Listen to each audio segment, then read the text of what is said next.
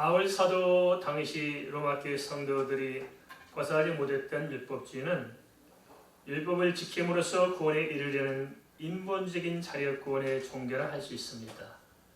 반면에 구원받은 이단들이 주장한 바대로 한번 예수 믿었으면 어떻게 살든 이미 구원은 받았으니 다시 해결할 필요가 없다는 무율법주의 또는 율법 폐결 역시 인본주의적인 종교에 불과하다고 할 것입니다. 한데 안타까운 것은 이런 점들을 우리가 좀 선명히 구별하고 우리 신앙의 정체성을 바로 세워야 하는데 다른 자유주의 교회와 말할 것도 없겠습니다만 우리 개혁교회라는 정통 보수를 지향한다는 교회조차도 율법주의나 또는 무율법주의에 대해서 잘 구별하지 못하고 우리가 참 애곡된 신앙을 좋은 신앙으로 착각하는 것이 아닌가 싶습니다. 율법주의가 인간의 죄성과 예수 그리스도의 복음의 능력을 정확히 이해하지 못했다면 무율법주의는 인간의 죄성과 예수 그리스도의 복음의 능력을 애곡한 것이라 할 수 있을 것입니다. 그러기 율법주의는 율법을 지키지도 못하면서 율법을 잘 지킨 줄로 착각하며 율법의 종단한 굴레에서 벗어나지 못하는 것이고, 무율법주의는 아예 율법은 지키지 않아도 되는 것으로 오도해서 양심의 센스마저 마비시켜 똑같이 율법 아래 종노릇하도록 하는 것입니다. 이러한 율법주의나 무율법주의는 모두 근본적인 출발선상은 같은데 그것은 율법의 공의와 대속의 사랑 사이에서 인간의 죄성에 대한 영적인 실상과 인간의 한계에 대해서 제대로 자각하지 못한 결과라 할 것입니다. 우리 앞에는 한편으로는 율법의 공의가 주어져 있습니다. 하나님의 준엄한 말씀이 있고 또 한편에서는 예수 그리스도의 대속의 사랑이 있습니다. 그 가운데서 우리는 인간의 연약함, 죄성을 가지고 살아가고 있는 것입니다.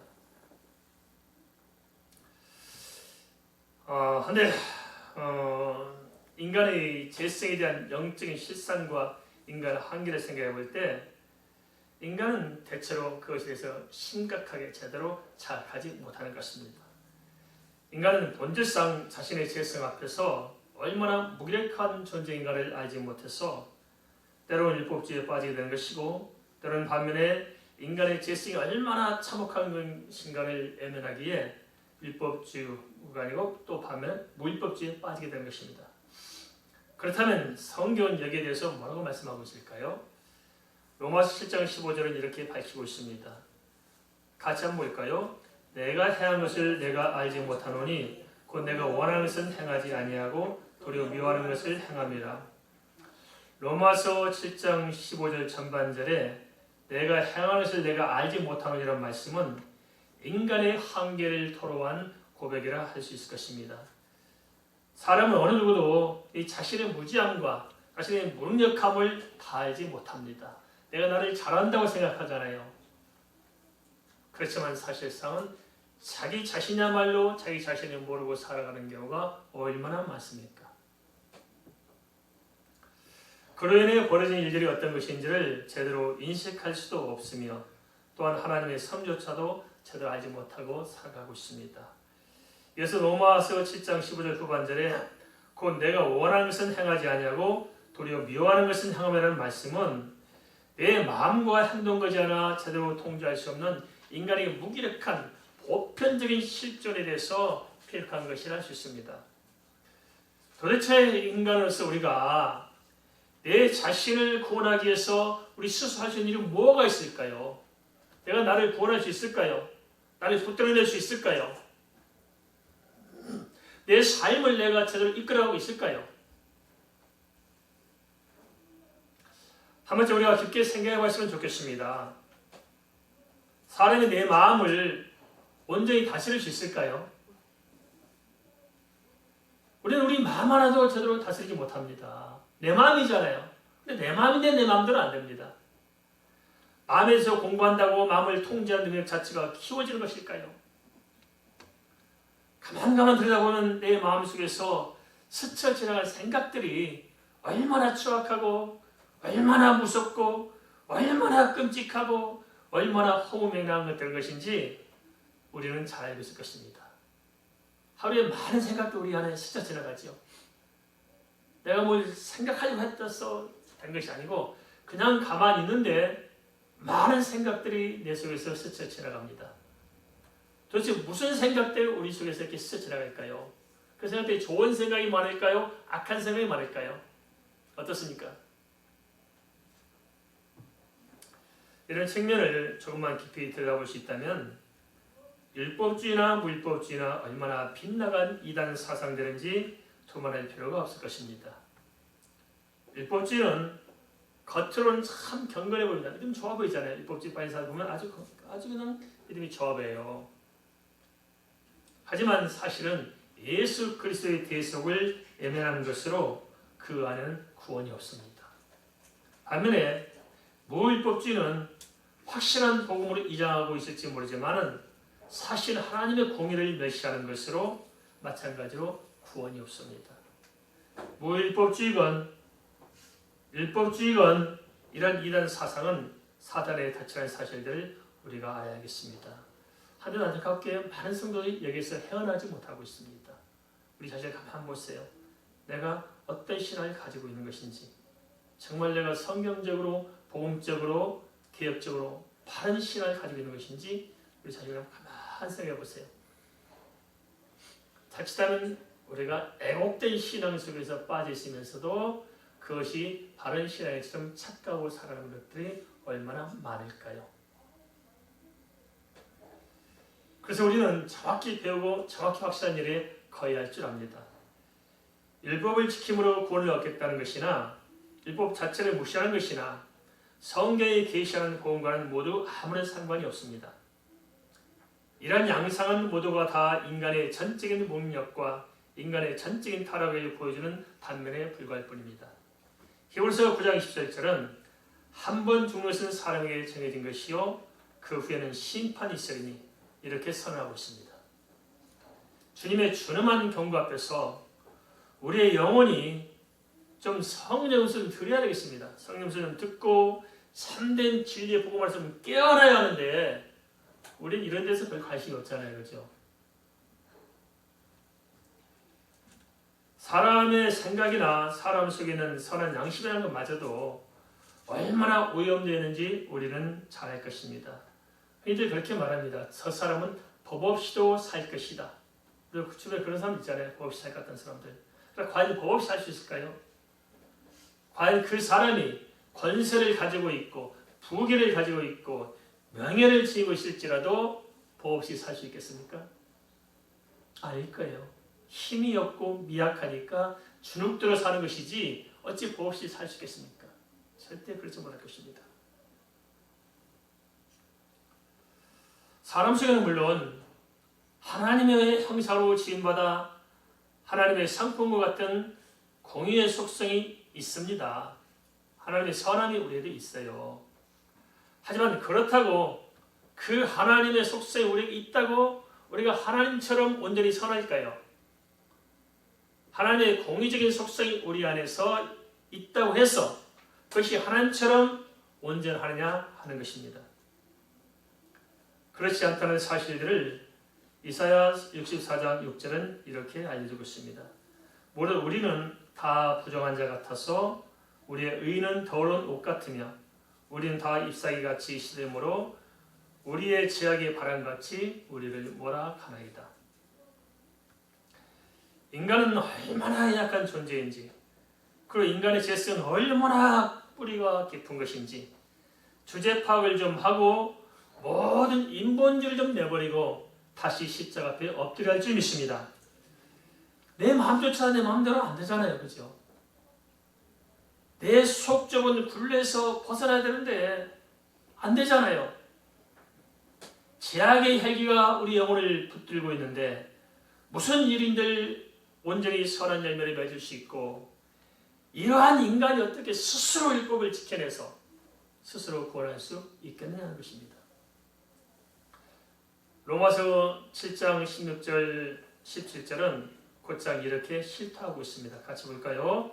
만일 내가 원하지 아니하는 것을 행하면 내가 이로써 율법이 선한 것을 시인하느니 이제는 그것을 행하는 자가 내가 아니요 내 속에 거하는 죄니라. 로마서 7장 16절에 내가 원하지 아니하는 것을 행하면 이로써 율법이 선한 것을 시인한다는 말씀. 도대체 이게 어떤 의미일까요? 그것은 죄를 범함으로써 율법이 선한 것을 시인하게 된다는 말이 아니라 역설적으로 율법이 내가 죄를 범할 때마다 내가 지은 죄가 무엇인가를 깨닫게 한다는 것을 말씀하고 있습니다. 율법이 선한 것은 무엇입니까? 죄를 깨닫게 하는 거예요.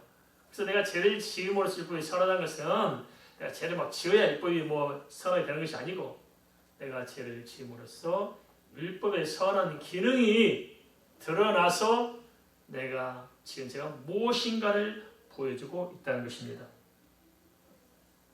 그러기에 죄를 제대로 깨닫지 못하는 율법주의자나 죄악에서 무감각한 율법주의자는 모두 양심의 사탄의 화염이 맞은 것으로 논의할 대상 자체가 아예 못 되는 것입니다.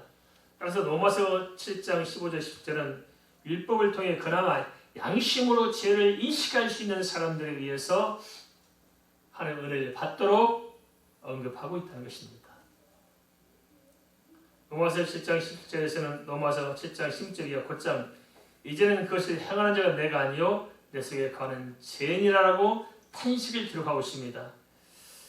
이는 죄와 싸워서 얘기하는데 내 안에 죄성이 너무도 강하고 강해서 내가 율법을 통해 나의 죄악을 깨닫긴 하지만 나로서는 내 안에 죄성을 다스릴 능력이 있다 없다? 없다는 거예요. 로마서 7장 10절은 인간의 실존적인 탄식을 그려내고 있는 것입니다. 이런 사실을 안다면 인간의 연약함을 인식하지 못하고 스스로 율법을 지켜 구원을 얻으려는 율법주의나 인간의 죄성을 간과한 무율법주의는 진실로 우리 자신의 영혼을 생각할 때 이게 얼마나 이태로운 것인가, 얼마나 벗어나 있는가 하는 것에 대해서 우리가 간파할 수가 있을 것입니다.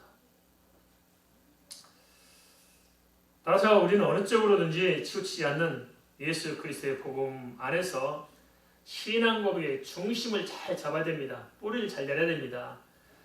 대체로 예수 믿고 사는 사람들도 보면 신앙의 뿌리를 엉뚱한 데 내리고 있어요. 정말 성경적이고 바른 신앙 안에 중심을 탁 잡고 있어야 되는데 뭔가 치우쳐서 자기 중심적인 것으로 신앙을 세워가고 있는 것이 아닌지 모르겠습니다. 우리는 대충 그렇게 믿어도 된다고 생각하는 경향이 있는데 이게 굉장히 위험합니다. 말하자면 그렇습니다. 의사가 수술하는데 대충 적당히 수술하면 된다. 맞아요? 틀려요? 틀립니다. 육신의 생명도 정확하게 집도해서 정확하게 수술해야 살아나잖아요. 우리 영혼은 어떡할까요? 대충 그냥 예수 믿고 적당히 지내면 천국 갑니까? 이런 안일한 생각이 우리에게 너무 팽배해 있습니다.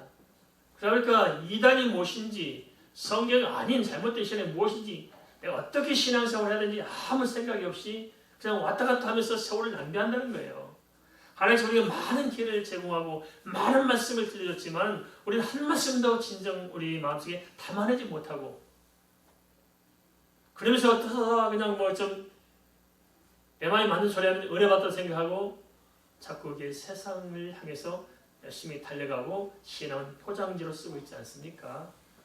여기서 빠져나와야 됩니다. 굉장히 위험합니다. 로마서 7장 18절에서 20절은 바울 사도를 하나의 모델로 제시하면서 인간의 내면적인 죄성에 대해서 다시 구체적으로 이렇게 부연하고 있습니다. 우리 속의 죄성이 무엇일까요? 로마서 7장 18절 20절 말씀 같이 한번 보겠습니다. 내 속 곧 내 육신에 선한 것이 거하지 아니한 줄을 아노니 원함은 내게 있으나 선을 행하는 것은 없느라. 내가 원하는 바 선을 행하지 아니하고 우리 원하지 아니하는 바 악을 행하는도다. 만일 내가 원하지 아니하는 것을 하면 이를 행하는 자는 내가 아니요 내 속에 거하는 죄니라. 언뜻 보면 이렇게 자신을 토로하는 바울을 볼 때 참 바울서 죄가 많구나 이런 생각을 할 수 있을 것입니다. 하지만 바울 사도는 죄인 중에 계시라고 고백했지만 율법으로는 흠이 없었습니다.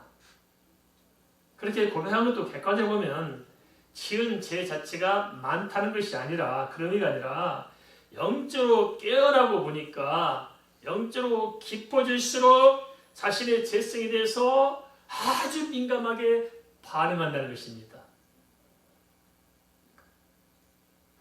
하나님께 멀어져 있는 사람은 죄가 진지 모르고 살아갑니다. 누가 자신의 죄 때문에 고통받고 힘들어할 수 있을까요? 그래서 하나님을 살고자 하고 정말 믿음으로 깨는 사람은 가면 갈수록 자신의 죄성 때문에 힘들어할 것입니다. 그게 보게 됐어요. 빛 가운데 가면 갈수록 내 속에 어둠 때문에 힘들어하는 것입니다.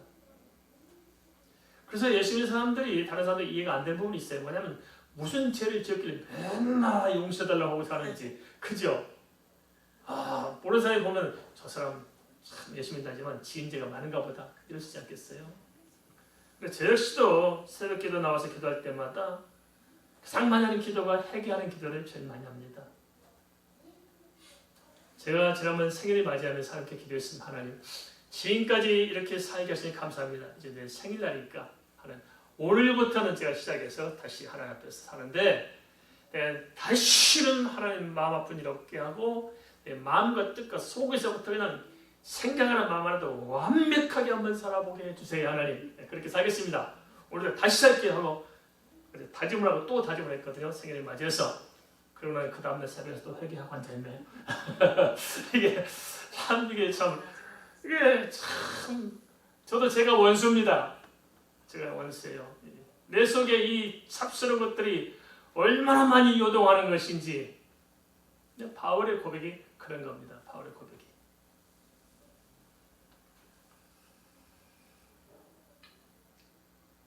역설적으로 제사함을 받고 하나님의 은혜 아래서 천국 소망으로 살아가는 사람일수록 자신의 죄성 때문에 몸부림치고 절망하게 되어 있습니다.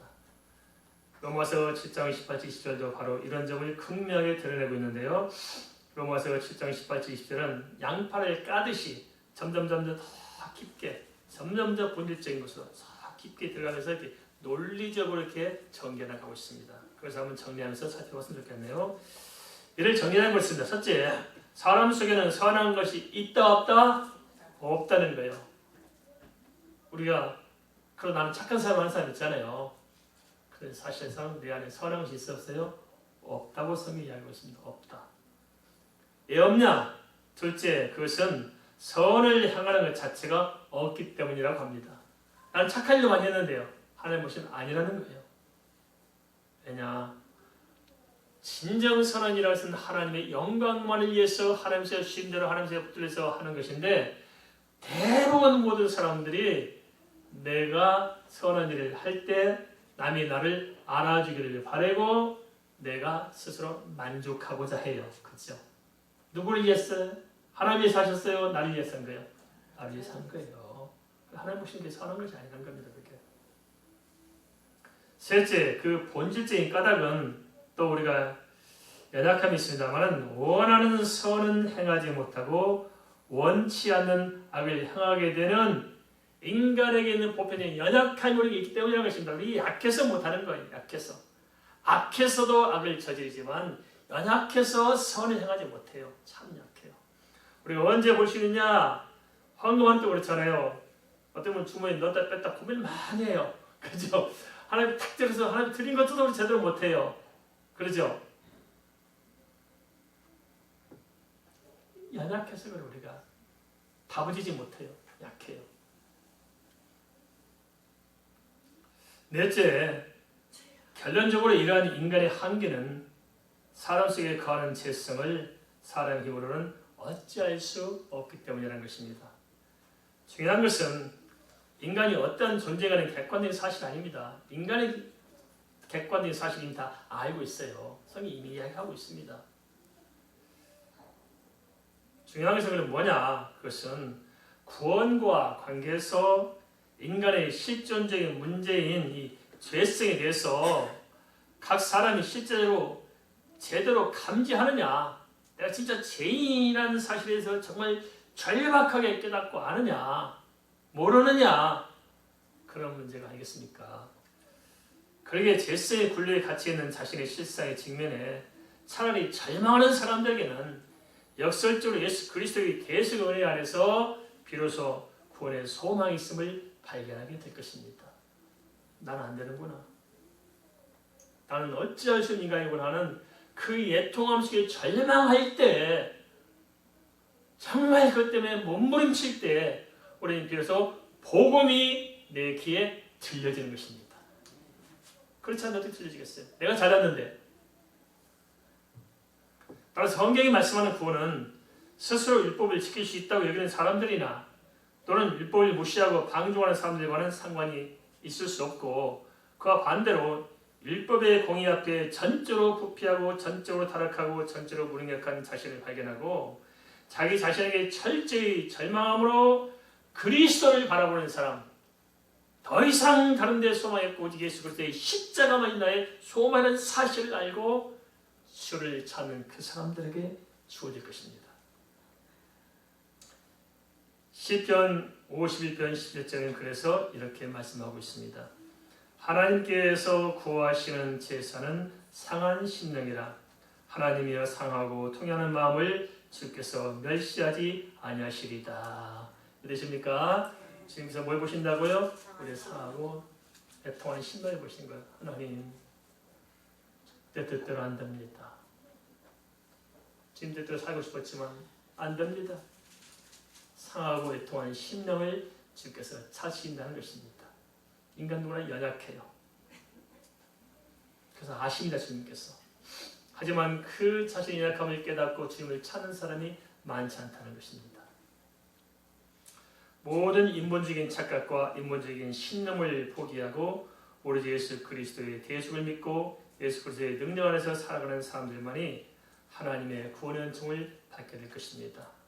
따라서 우리에게 필요한 것은 있는 모습 그대로 애곡하지 말고 주의 십자가 앞에서 시인하는 진실한 믿음. 그죠? 포장할 거 없어요. 그죠? 괜히 포장지 덮어서 하지 마시고 있는 모습 이대로 주님께 내려놓고 제 은혜를 구하는 진실한 믿음이 필요한 줄 믿습니다. 로마서 7장 21절 23절은 사도 바울을 통해서 진정으로 예수 그리스도의 참된 복음 안에 들어와 있는 사람들이 율법에 대해서 가지고 있는 정돈된 생각이 어떤 것인지 잘 반영해 주고 있습니다. 로마서 7장 21절 23절 말씀 읽고 우리 생각 좀 정돈했으면 좋겠습니다. 같이 한번 보겠습니다. 그러므로 내가 한 법을 깨달았노니 곧 선을 행하기 원하는 나에게 악이 함께 있는 것이로다. 내 속사람으로는 하나님의 법을 즐거워하되 내 지체 속에서 다른 한 법이 내 마음의 법과 싸워 내 지체 있는 제 법으로 나를 사로잡으라는 것을 보는도다.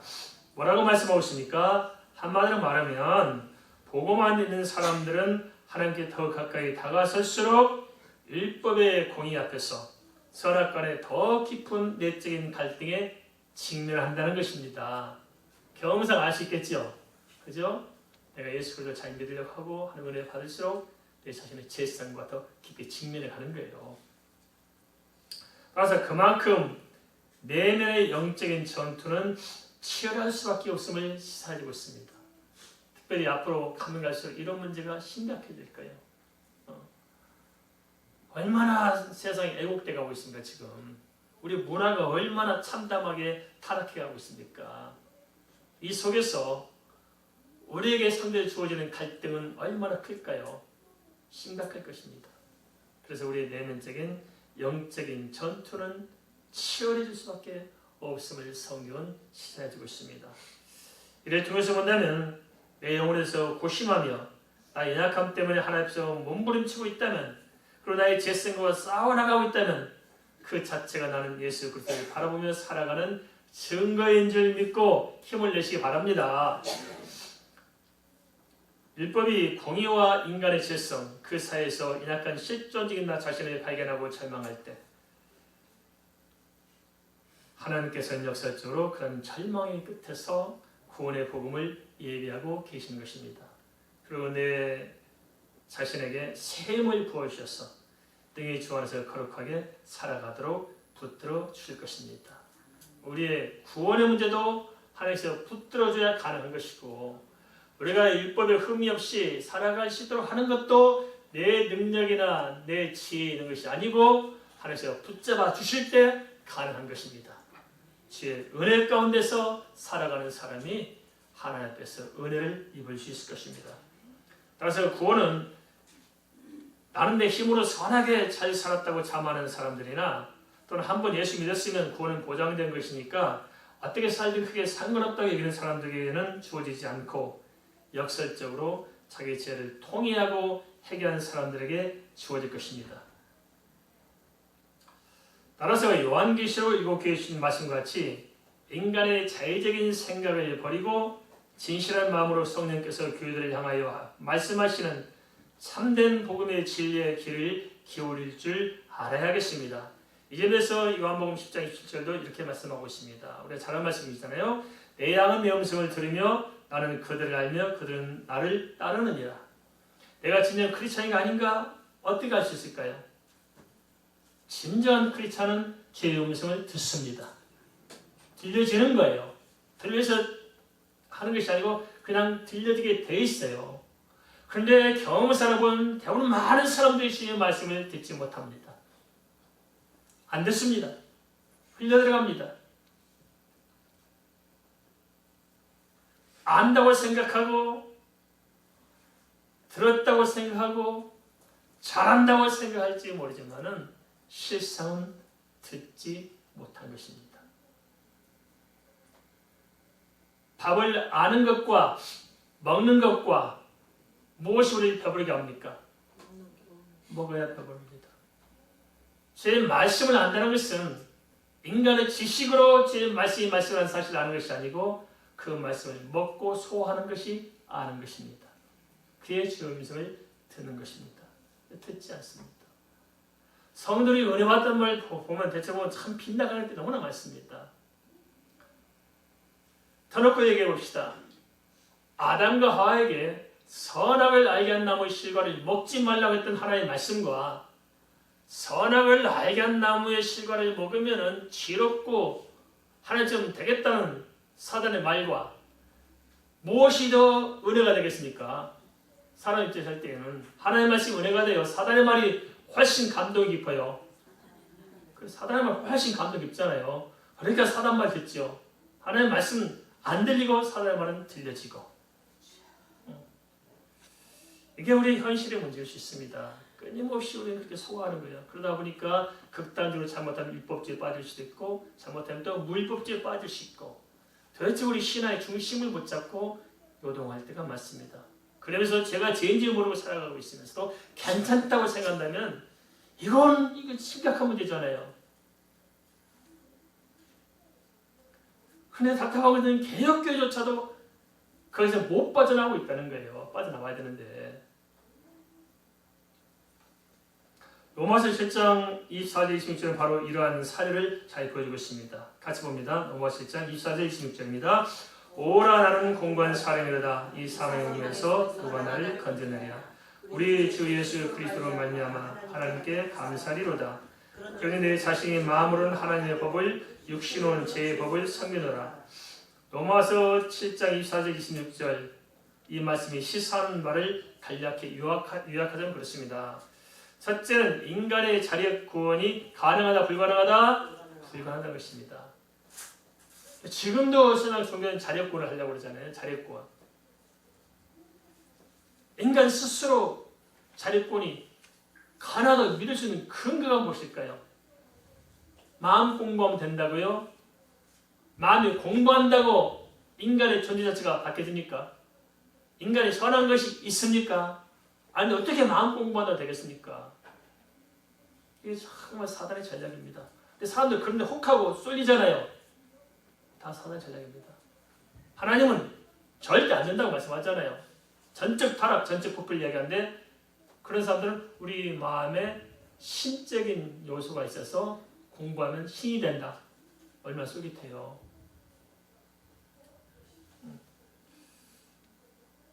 인간은 자력권이 불가능합니다. 인정하십니까? 절대 불가능해요. 둘째는 그래서 구원에 계신 예수 그리스도 말미암아 하나님께 감사할 수밖에 없다는 것입니다. 왜냐? 내가 스스로 구원하셨지만 하나님께서 예수 그리스도의 대속을 통해서 구원의 길을 주셨으니 구원의 소망이 예수 안에 있다는 거 아니에요. 그래서 예수를 아는 사람들은 예수 안에 구원의 소망을 발견한 사람은 감사할 수밖에 없지 않겠습니까? 우리가 진정 예수 그리스도를 만나면 두 가지가 변화돼요. 하나는 우리 마음이 변하는 게 뭐냐면 하나는 평안함이 밀려와요. 또는 감사가 생기더라고요. 안 그렇습니까? 감사한 거예요. 가지고 인생이 이런 거구나 알게 됨으로써 그래서 빠져나와요. 그러니까 뭐 좀 걱정할 일 있어도 그렇게 내진 않아요. 평안해 기본적으로. 그리고 정말 소망은 인생, 죽음 앞에서 영원한 세계, 영생된 사실이기 때문에 우리는 감사할 수 있습니다. 할렐루야! 평안하십니까? 감사가 넘칩니까? 이렇게 사는 사람이 열심히 있는 사람이에요. 그래도 한편 또 쟤 때문에 괴로워. 또 기도해. 이게 열심히 있는 사람이 진정성의 모습이 아닐까요? 이런 관점에서 보면 로마 10장 26절 하반절에 그런즉 내 자신이 마음으로는 하나님의 법을 육신으로는 제 법을 섬기노라 하신 말씀도 그 진리를 바로 해석할 수가 있습니다. 로마 10장 26절 이 말씀이 뭐냐? 내가 한편은 하나님의 법을 섬기겠고 한편은 제 법을 섬기겠다는 것이냐? 그것이 아니고 우리가 비록 예수 안에서 살아가고 있지만 율법에 공의가 있고 하나님의 대속이 있잖아요. 그 살아에서 살아가고 있지만 우리 삶이 너무 연약한 거예요. 죄성이 정말 나를 차고 흘러 넘치는 거예요. 그래서 우리는 갈등하고 기도하면서 하나님의 은혜로 살아가잖아요. 그렇지만 내 자신은 여전히 완벽해져 있지 않아요. 그죠? 우리가 뭐 사모한다 해서 죽을 때 되면 완벽할까요? 안 그래요. 자칫라도 넘어질 수 있어요. 우리는. 그렇지만 나의 이렇게 연약함까지 한편으로는 하나님의 법을 쫓아가기 원하는데도 한편은 또 연약해서 또 내 마음에 온갖 더러운 생각을 품고 살 때가 있는데 이런 연약함조차도 이제는 어떻다고요? 게으르지 않고 오직 예수 그리스도의 복음에 의지하고 있다는 의미가 아니겠습니까? 주 앞에 의지하십시오. 개의치 마십시오. 내가 이럴까? 아니에요. 원래 그래 나는. 인정하십니까? 원래 나는 제약되어 있어요. 원래 나는 부패해 있어요. 원래 나는 타락한 본성을 가지고 태어난 거예요. 그렇다고 뭐 자포자기 에이 이제 마음대로 그냥 막 살자 하지 말라는 거예요. 아시겠습니까? 난 연약해요. 이것까지도 예수의 십자가에 내려놓을 때 그 연약함을 통해서 내가 알기보다 하나님의 은혜가 임하는 것입니다. 다시 정리하는 것입니다. 사람은 당연히 죄를 멀리하기 위해 싸워야 하지만 그렇다고 그러한 투정을 통해 우리의 구원을 이룰 수 있는 것도 아니고 우리가 몸부림친다고 해서 우리의 능력으로 죄를 이길 수 있는 것도 아닙니다. 우리가 몸부림칠수록 현실적으로 우리는 더 깊은 절망에 빠지게 될 것입니다. 물론 이러한 절망 속에서 인간의 한계를 깨닫고 복음의 마음이 이제 열려진다면 그런 절망은 잠든 소망의 문이 될 수 있을 것입니다. 그렇다면 어찌할까 하는 것입니다. 그것은 예수 그리스도의 대속으로 말미암아 회개하는 자에게는 제3의 길이 열려있음을 믿으면 되는 것이고 예수 그리스도 안에서 복음의 능력에 붙들려 사는 자는 하나님의 은혜로 거룩하게 살아갈 수 있음을 믿으면 되는 것입니다. 믿으십시다. 믿음으로 사는 것입니다. 우리가 뭘 가지고 살아가요? 믿음으로 은혜 가운데 살면 되는 거예요.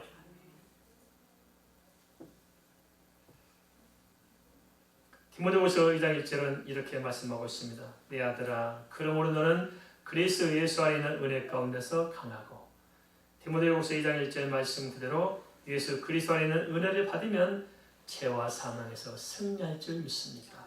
우리 연약하지만 강하신 주님으로 우리가 타락했지만 온전하신 주님으로 말미암아서 우리 삶이 달라지고 심령을 하나님께서 붙드신 것을 우리가 발견하게 될 것입니다. 그래서 이사야 41장 10절은 이렇게 약속하고 있습니다. 두려워하지 말라. 내가 너와 함께함이라. 놀라지 말라. 나는 내 하나님이 됨이라. 내가 너를 굳세게 하리라. 참으로 너를 도와주리라. 참으로 나의 의로운 오른손으로 너를 붙들리라. 하나님의 손에 붙들리는 등이 죄와 사망으로부터 싸워 이기고 하나님의 더 큰 은혜를 누릴 수 있을 것입니다. 그러므로 율법 아래서 절망을 떨치십시다. 나는 왜 이럴까? 내 자신을 그렇게 자학하지 마시고 있는 나를 그대로 하나님께 내려놓으십시다. 내가 안 돼요, 내가 자신이. 내가 자학하면 되겠습니까? 내려놓고 제 은혜를 믿으십시다. 즉, 그래서 친히 나를 이끌어 가실 줄 믿습니다.